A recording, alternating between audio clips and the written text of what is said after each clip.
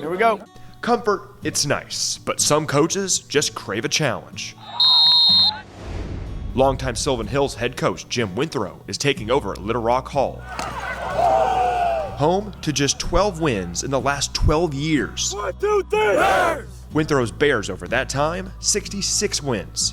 His mission now, rebuild a program and build character. 1, 2, 3, 4, 5, 6, 7. Oh, really excited. We have totally new coaching staff. We've come in here and tried to change the culture, and and the kids have really responded, and they've done well. And so, you know, it's starting over, but it's a long process, but it's one we're willing to take on.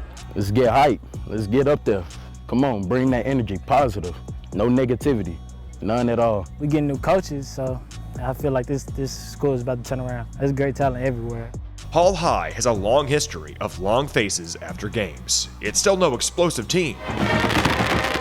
But with a new regime and a clean slate, Winthrow doesn't count out a quick turnaround. I think everybody's goal is to get in the playoffs and try to win the whole thing. You know, I think these kids are willing to put in the time and effort to do it. And so, you know, you get some breaks here or there, you never know. We got a lot of chemistry. It's all about chemistry. We're a family.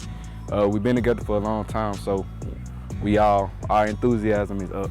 Our foundation has all been in the school and out here on the field. We stay together 24/7. We've been going to school together. We probably been so much be with each other outside of school. It's like we got a lot of skilled guys, a lot of good returners, a lot of guys, got some athletic linemen. Continue to work hard and be ready for anything.